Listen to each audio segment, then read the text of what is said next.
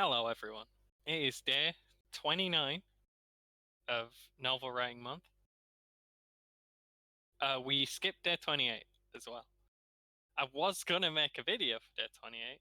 My internet didn't go out this time. I just didn't write any words. That was the first day of the entire process that I've just had completely off. We bounced back pretty quick, which is nice. When you're basically doing anything in any kind of hobby, trying to work through depression, you do have to be aware that there are some days where you're just not gonna be functional. And in that situation, you don't want to feel like you've wasted a day, because that'll just mean you're getting off the next day to a poor start. You're either putting pressure on yourself to act, or you're going into a bad place. If you know your mood's low enough on a particular day that you're not going to be functional, that's fine. Just focus on looking after yourself. Try and make it so you don't have any obligations other than to yourself. And, sorry. Yeah, try and shower, get out of bed in the morning. Just do some things. Try and feed yourself. Yep, someone's coming.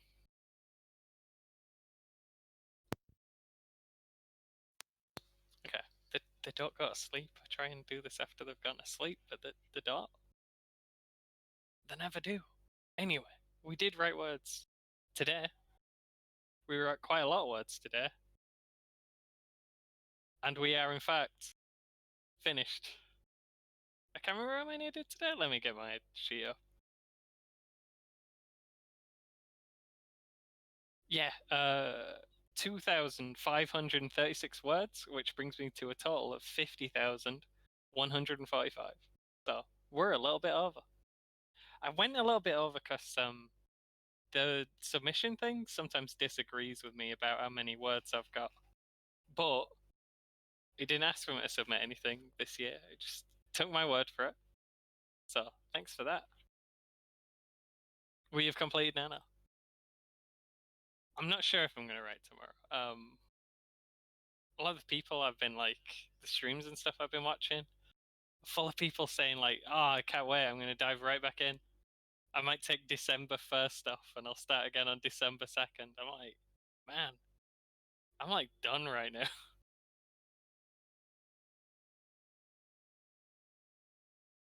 I don't know. Sorry, there's people marching around. It's 2 in the morning. Technically, it's the 30th right now, but I did do all the writing on the 29th.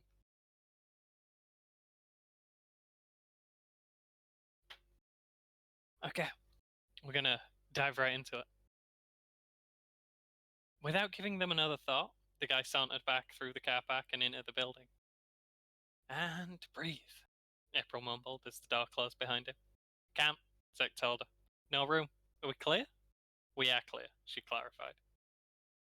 April scrambled out from under the vehicle, which was exactly as precarious as crawling under had been in the first place, but with the added discomfort of Zach kicking her in the back as he tried to work his own way between the tyres. The two emerged bruised, scratched, and embarrassed, but otherwise unimpeded, moving the rest of the distance to the outer wall at a fast jog, wary of the potential for future incidents to develop within the car park. This is totally pointless, but yeah, it's words. We were very close to the end, and the words were very slow at this point. No, hang on. No, this were very late at night. Then there's a bit later where it was very slow, and then I kind of fell into a groove, I think. On arrival, they were faced with another choice. We're going back. We're going in the back, right? April deferred to Zach's expertise. He shrugged. If there is a back. April rounded the corner, noticing but failing to identify the intensifying illumination of the adjoining corner as an approaching flashlight until she'd strayed dangerously close. This is too anal. This is too much. Writing this, I should have punched myself in the head. It's fine though. we'll fix it later. Zach pulled her aside quickly, but this time there wasn't really anywhere to go. They were up against the compound's fence and on one side, and a flat concrete wall spanning a couple meters behind and many more than that ahead. That's on the other side, and uh, confusing dimensions here. They're between a fence and a wall. We could have said that in they're between a fence and a wall. That is 7 words. We used a few more than that. They pressed uselessly up against the wall, hoping the man might draw within striking distance before noticing them. Maybe they could stop him before he yelled for backup. The guard fully rounded the corner, gave a long yawn, and began trundling in their direction. Still too far to apprehend. He drew closer. If he spied them now, maybe they'd be able to reach him at a run. As the intervening distance continued to fall away, April wondered if it was her or Zach who was supposed to make the move. Zach, meanwhile, was wondering exactly the same thing. Panic set in as he came within reach, and both of them realized simultaneously that they were each brittle, physically pathetic people who hadn't learned to fight since the last time they'd lost a fight. The tension faded away as the sleepy guard made the unforced error of trudging. He trundled and trudged. That's fine. Trudging obliviously past the two fully illuminated intruders without even looking up. As he walked past, they continued very quietly down the way. Rounding the next corner, all appeared to be clear. Now you can breathe, Zach told April with a grin. He paced back and forth to vent some of the manic energy that had come from remaining perfectly still in the moment. He must have seen us. April was still shell-shocked. We're not that lucky. I had a good feeling before we came out, he told her as he passed, continuing as he marched back around her the other way. Powerfully good feeling. I told you I had a good feeling. April didn't share his enthusiasm. She wondered if this was all a trap somehow, but that seemed logistically tenuous. Far more likely the men who worked here were tired, miserable night shift workers who'd walked the same 4 walls every night for years without incident, now existed in some kind of haze between wakefulness and sleep as they made their tenure. Still, for one to pass right by them, the look seemed foreign. Mid-step, Zack spotted the back door they'd been hoping for. He reached out slowly and, on a whim, tried the handle. The door was unlocked. Holy shit, he announced, wide-eyed and feeling a little bit like he might be some kind of a wizard. I'm buying a lottery ticket when we get back, April decided out loud, peeking inside. Naturally, the way was clear.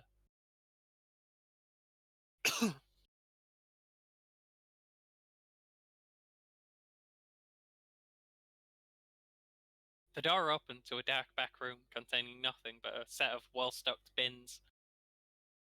To the left, a set of stairs paved the way upwards. To the right, the room connected to another door, and through it, a long, narrow hall. I'm kind of winging it at this point. I don't know. I didn't have a plan for how this was going to go or how the building was going to look, and that may be obvious, but hopefully it's not too obvious. Hall goes the right way, Zack announced out loud. Stairs look safer. The corridor leading out seemed precarious, tight and twisting.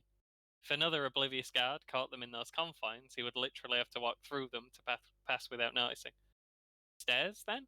April offered, hoping a residual crime knowledge that filtered down to her through Zack was up to speed. Zack agreed.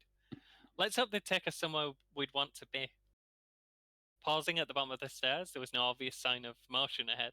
They ascended carefully, keeping their step light and their eyes and ears open. The stairs took a 90-degree turn and culminated in another hallway, this one flanking the edge of the building, wrapping neatly around all 4 corners, while linking with only a few rooms. The innermost wall was half-length and open over the main work floor. That means it's like chest high. Not chest high, like stomach high. Not sure if that comes across by half length. It only goes halfway up and there's a window above it. Or possibly just empty space. A quick glance told them that unless there was someone lurking in an adjoining room, they were presently alone. Below them, a crowd waited idle. The room below was bigger than had seemed possible from the outside. A single, wide open space that took up the bulk of the entire building. Boxes of all forms scattered the area thinly, some stationary and others in states of constant motion as they were ferried around on little carts or carried to and fro by hand. Many workers were present, most standing idle. Some were in groups, others solo, some chatted idly and others silent. They were waiting for something. I wanted to make it sound kind of weird and alien when they're observing the people doing a boring normal job. I want to make like normal rituals that people go through on a daily basis. I want to describe them in like the oddest way possible, like I'm an alien seeing them for the first time. Just kind of a setting tone thing. I don't know.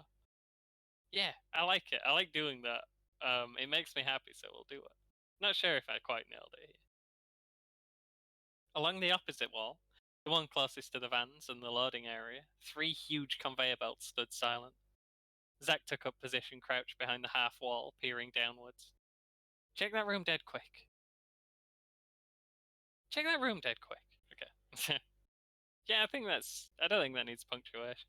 He told April, motioning with his hand to a small room overhanging the stairs they'd taken. It was the only one in their immediate vicinity. April crept up like a bandit, pushed the door open a crack and as slowly as she could manage, and peered in. The room was a tiny, oppressive office space containing many papers but no people. She hurried over to Zack and signaled the all clear. Zack barely responded. April looked back down to the floor, knowing that very little had changed. They were doing so well, surely now was time to press their advantage, at least take some kind of action. What are we waiting for? She whispered impatiently. Hey, I thought the plan was to let them do the work, he responded, clarifying. There's like 40 vans waiting outside. They gotta be emptying them soon, yeah? They'd definitely be able to see the prize coming in from their vantage, having, as they did, an excellent view of all 3 conveyors. Snatching it would be difficult from a floor up, though. That said, if they went down to the ground floor with so many people around, they'd definitely be caught. Let's plan on actually getting the thing, she asked hopefully. Cool it, Zack told her. We'll catch it when we catch it. It'll be a lot easier when we watch where it goes. April did not appreciate being told to cool it. Assuming it's in this batch. I've got a good feeling. The grin crept back over him, excitement mixed with mounting stress. The pair of them had been monstrously lucky in the immediate tense, and he was excited to ride that intangible perceived momentum as far as it would carry him. I like intangible perceived momentum. This is as anal as we want to go without pushing it one step to beyond. On top of that, Zack had his fingers crossed and he was touching wood. With a juddering cough and an intense machine whirring, the belt started. It was a good long time before the first items began to come through. I think I said that at the start of the next segment as well, which, oops. And the whole time, April was extremely concerned that the monstrous racket kicked up by the conveyors might mask the sound of someone sneaking up the stairs behind them. She tapped Zack on the shoulder. I'll watch the stairs and you tell me when you see it. He nodded approvingly, again considering the extent to which advanced crime techniques seemed to come easy to her. She took up position on the stairs, crouched low to the ground and half peering around the corner, focusing for the first sign of footsteps. Unintended alliteration. Lot of F's. It was a fair while of uncomfortable skulking before any of the items from the vans began to make their way down the belts. Yeah, we did kind of say that twice. And then we just cut away to Piper and Rob just talking, just chatting. I couldn't think of anywhere. I was really struggling to make words at this point, and I was like, I'm just gonna cut to another scene because that's what I normally do when I get stuck. And like, you can always shuffle the order around if something you like comes out. But I kind of do like right at the point where something might happen, it just cuts to Piper and Rob chatting in the van. Ah, I'm cruel like that. Piper, it turned out, liked ice hockey. I love that as a opening sentence. Like something's gonna happen. Oh, by the way, Piper likes ice hockey. Just out of nowhere. No one else. Robin never heard of or seen an ice hockey fan before. The game was only really played in Canada to the best of his knowledge, and time zones had not been kind to its potential UK audience. He still felt more comfortable with this avenue of conversation than any of the previous ones they'd touched on. The nature of the unknown threat, the merciless passage of time, or the certainty of death and oblivion. He was glad he'd finally mustered up the courage to ask her if she liked sports. This is a throwback to the previous line where he's caught hopelessly out of his depth in a discussion of the philosophical and wonders if Piper likes sports and they could talk about that instead. A stealthy wind had been accumulating, turning the field frigid. They'd had to move into the caravan to escape. Zek's caravan was pretty busted up, dented notably in several places on the outside, and even more scuffed internally. Most of the furniture looked like it had been thrown around a little, likely during one of Zek's more ambitious driving maneuvers. Little bits of broken plate and mechanical refuse had accumulated in the furthest corners. Several of the cupboards lacked doors, the table the pair sat at was missing a leg, and the microwave only worked if you held the door closed. I feel like describing somewhere as a place where the microwave only works if you hold the door closed. This is a poor person thing, and I think it says a lot about any environment. It's one of my favorite descriptors for like a rundown apartment or something. The microwave only works if you hold the door closed. It seems significant to me in some way. I hope it does to other people too. Rob was still half asleep. Kind of wanted to go to bed, but the lady he was conversing with seemed very eager to chat with him. I have called her by name a few times here, and I think that's correct because you'll have heard it from April. If not, they've been chatting a while. She's told him by now what she's called. Turning the field frigid. They'd have to move into the caravan to escape. Oh, we've well past that. Kind of wanted to go to bed, but the lady he was conversing with seemed very eager to chat with him. This had been surprising. The newfound enthusiasm had not been present during their first encounter, to say the least. At any rate, he didn't really mind. While the conversation was rather strange, sleep had not come to him easily as of recent, and he had no reason to expect the small, wonky bed in the cold, battered caravan would make anything any easier. You ever been to Canada, Piper? He was trying to place her accent. Her speech was very cold and flat, but with a hint of something he couldn't quite place in some of the pronunciation. He suspected she wasn't local. She shook her head. I've got friends there. I was always planning to visit, but I never, pulled the trigger on it. I've never travelled alone. I guess it always outfaced me. Rob had never travelled outside of the British Isles. Not through lack of curiosity, but through lack of money. Dispelling the thoughts of how small his world was, he continued stealthily on his previous line of inquiry. How are you meeting people in Canada? The internet, Rob, Piper told him frankly. Ah. Nor had Rob ever considered anyone he'd met online a friend. The closest thing he could imagine to the concept was the people he'd used to trash talk on Xbox Live. I probably met most of my friends online, Piper continued unprompted. That's how I met April, actually. And you two were fast friends. She nodded. Best friends. Rob tried to imagine becoming best friends with any of the people who'd yelled slurs at him after high school age Rob had shot them in a video game. He and Piper lived in different worlds. That's cool, he tried. The conversation was reaching a lull, which brought him back to his earlier attempts. Were you two local then? Piper laughed. Opposite end of the planet. He was getting somewhere. You're American? Australian, Piper corrected him. This is very pointless conversation, but the entire point was to create a lull in the action, just out of cruelty. And I don't think the saying you don't want to be saying too little. I I hate having in books like I try and put in every like block of text something that is kind of worth reading. Um, Otherwise you're just wasting my time. Why do it? Like something that's either funny or interesting or builds the scene well or is exciting. You know. With the little ones, maybe not always. Maybe sometimes we're just building towards another statement further down the line. But we're just getting across who Piper is, I guess, while everyone else is out. And getting to know a little bit more about Rob and how he thinks of things. That was how he thinks of things. I went below what the microphone's capable of picking up. I would not have guessed that.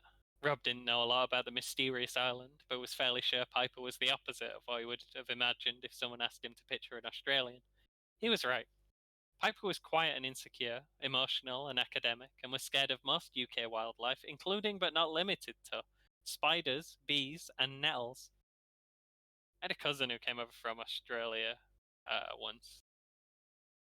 I don't know how. I think we're on some kind of walk. I think around My dad used to work at a watermill, which is kind of right in the middle of the city. There's just this watermill surrounded by just wilderness. It's amazing.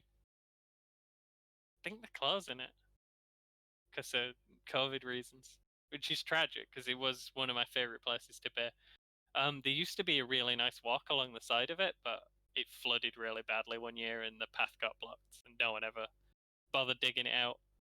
But yeah, we were just walking through this weird little woodland path, and my Australian cousin matched straight into someone else. Had no idea plants could bite you in England. Apparently, that's not a thing in Australia. I don't have much of an accent, she explained. I kind of hate my voice, honestly. I'd sound out of place anywhere. She was down on herself. That much Rob had suspected. Something about the way she carried herself with her eyes on the ground and the way she spoke. Piper seemed like she was always making an effort not to mumble. Her voice was extremely delicate. In response to a self doubting statement, Rob changed tact. You know, I always wanted to sound proper posh when I were younger. Whenever I watch films and stuff, all the English guys were dead southern and proper. Nothing outside London exists in television. What made you change your mind? Piper asked, backing off quickly. I mean, assuming you must have.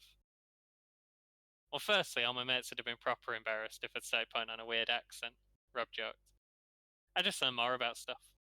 I thought that were just what successful people looked and sounded like. Like maybe that's why we were poor. I grew up, got more confident in myself. Piper considered him.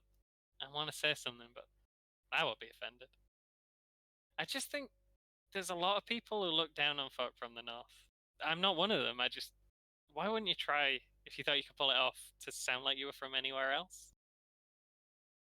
Anyone who'd expect less of me because of it isn't someone I'd want to impress, he answered quickly. I'd change my voice if I could, Piper concluded. You'd be wrong to, Rob insisted. There's nothing wrong with it. You'd only sound like something else. It hit Piper on a deeper level than she was ready for. She considered of all of the things about her that she.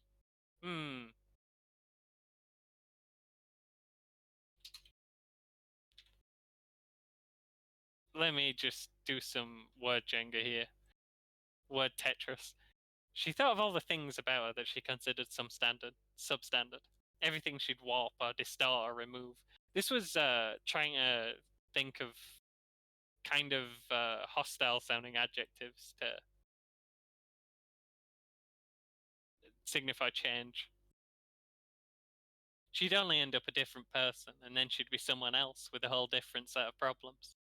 The mounting wind was all around them, gently jostling the room they occupied as it passed by with a ghostly howl. The chill was seeping in as the night progressed, but both of them were wearing jumpers or jackets. There's something about being safe and warm during weather like this which is inherently cozy, Rob considered. He was enjoying himself. Tell me more about ice hockey, Piper. I'm not sure about that scene. I kind of like it. It's kind of wholesome. It's a little bit. I don't know. I feel like Rob's just like that. I don't know. He just wants to get on with everyone. He wants to talk to everyone. He wants to learn what the deal is. Genuinely interested in just everything. It's like when he wakes up in the morning, just the whole world hits him at once. He just wants to see all of it, hear about all of it. Yeah, I think I kind of like that scene. Maybe all of this is going to be we're going to go over it, but yeah, I like it. I think it fits. And this is just me trying to work out how you would. I think I were already over the words, and I were like 10 over, and I was like, I'll just do a few more. And I'm like, how would you transport a painting in just the mail? I mean, you wouldn't, probably, is the answer. Like, who would do this? But we put some work into thinking about it, and we tried to make it sound plausible. If you were transporting a painting, it would have to be carried flat. The delicate things and rolling them up would curve them out of shape over time. They wouldn't necessarily be transported framed, but that would aid in keeping the correct shape as they moved.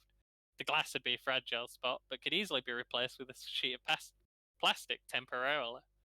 Alternatively, you could just throw in shitloads of packaging and make the box 3 times as wide as the contents to protect against damage. Zack only speculated on what form the item might take, but when he saw the long, thin box the height of a man emerge into the room, getting immediately stuck only a third of the way down the conveyor, he had his immediate suspicions. 2 immediates back to back, but yeah. And that's what we've done. I think now is the part where I get stuck. I have finished Nano like 5 years in a row. No, 4 years in a row, 5 overall. I've failed one of them, and that story was like the worst thing I've ever written. It was embarrassingly bad. Um, actually, my last year's one was really bad as well. I got like 60,000 words, but I don't know. You can just fall into a rhythm where you're just repeating the same motions joylessly, but not like that is not a good environment to be writing in. This is not how functional work is produced. Um, I always get stuck when I'm trying to work out how to edit things, and I've been thinking a lot about the entire project. One thing I'm thinking about is probably should give the first one a go, so I know where everything's supposed to be for the second one, which is this. I have tried it twice now. One of them was one of the just writing like a zombie, show up, hit buttons until it said I'd written 2,000 words, um, just leave and be miserable. I didn't. I'll read back through some of that, I guess, but I don't think I achieved much that were worth keeping. And I kind of, in the meantime between that, I have thought a lot about how I wanted the story to look. Because it's never, obviously, I mean, this is a sequel to the notion of the first story. It never went away. I've always been thinking on that, trying to put it together in my mind. So I think I should try that again. I have got definitely more ideas of how to start it. And without the time constraint, there wouldn't be any reason for me to just write it soullessly, 2,000 words a day, um, just doing it to do it. I've kind of been writing in blocks this time. I've got like the whole thing at the tower, and then it kind of starts from square one again with this whole thing with the heist and just how Rob reacted to the in the aftermath of the tower incident. Um, so I think what I'd do is finish this block. So finish the heist, maybe go a little bit into what happens afterwards, and then that's going to be like its own distinct section, and then we'll try and with the editing, we'll try and do it block by block. I don't know if this is correct. I am gonna see how William is Young is doing. See if he's got any good ideas about how to do editing. Because I don't know how to do editing. He says he's written a dang novel before. I ain't written no novel. I mean, I have, but technically, if you consider 50,000 words in a row to be a novel. I another thing I want to show this one to people. I think that's important with keeping my mind on it. I don't know who I'm going to show it to. Kind like I used to write fiction all the time, and now I only really do Nano. I stopped writing for like 10 years altogether. And the reason for that was because my mom were trying to. This were. Yeah, well, I've been like. It would have been more than 10 years. Well, it's been. I've done Nano for the last 6, so 10 years before that. Maybe not quite. I'd have been in. Coming out of high school, I think. And she was trying to push it as like a career. And I didn't. I was not ready for that. That level of I don't know, stress to be placed on me. That level of expectation. And I were at college then. College was fucking terrible. That was like the lowest point of my entire life so far. So that were not a good time. So I think that's and that's like the last time I was showing stuff to anyone. But I don't think I'll show it to my parents. I probably show it to Sam, and there is one person who I always send. I don't know if they read it, but I always send them the words. A friend from my old work. I don't think that's enough. I don't think two people being able to see the words. Sam does write scripts for. Well, he's intending to do it for a job. He actually did do the writing for a living thing. He does film stuff, and he's got like a thing going now. He's just finished a big script that him and his mate are gonna be trying to turn into something. Very proud of him, and that's very exciting. But I do worry that he like knows about writing and can tell me all the things about my writing that is terrible.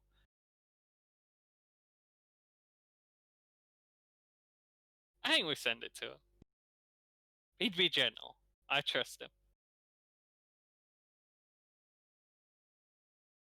I'm gonna think of more people to send it to. I'm gonna like I don't know. Yeah, we'll see if anyone wants it. I'm with an old writing group. Like before it got cancelled because of COVID. And I like never submitted anything. We were I can't remember where we were. We were a creative writing group, and we just did like writing prompts. It were free, by the way. I didn't like. I was volunteering at the community center, and they started doing a writing group, and I'm like, hey, I do writing once a year. That sounds fun. I don't think. I mean, I joined in, but I never like read any of my stuff out. Maybe I'll send it to the old writing group people. I'm always very embarrassed about my writing. I don't know why. I guess uh, I don't know. I probably shouldn't be as embarrassed as I am about it. I think I'm alright at it sometimes. I'm certainly like. I mean, it's never going to be good because it's a first draft. You're under time constraint.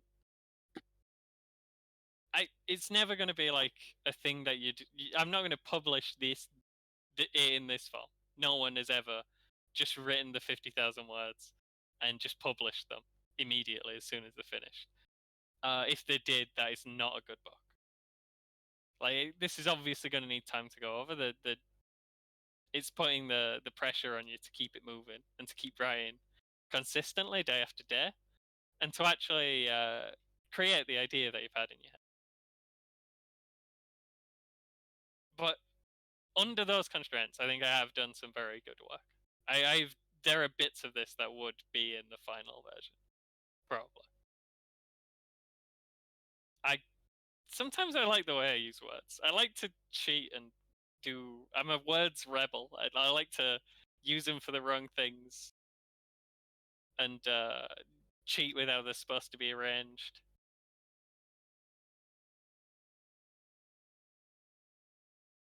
And I've done it. I've done good work here. Hey, leave me a comment saying I've done good work, please. I need it. And I guess I have shown. I mean, no one watches these videos, but I am exposing to the world the writing. Anyone could watch them, and could see the words, and could judge me based on those words. Yeah, this has just been me talking to myself for a very long time. I am very sorry if you've watched all of this. I'm feeling hopeful, and I am going to try and work out how we're going to tackle this in editing. I'm going to try and pin everything down, flatten everything out, make it make more sense, change the bits where it's intolerable, where it's way too anal or just doesn't make sense, or I've not described the thing I'm trying to describe. We're gonna work this into something, and I'm gonna have a finished story, and it's gonna be the first time I've ever finished one. Because I've normally just done the words and then not done the editing afterwards. Yeah, it's gonna be great. Thank you, everyone. This has been the Nano Journey. I might write some more tomorrow. I might not. I don't need to anymore because I've finished. Thanks for being here.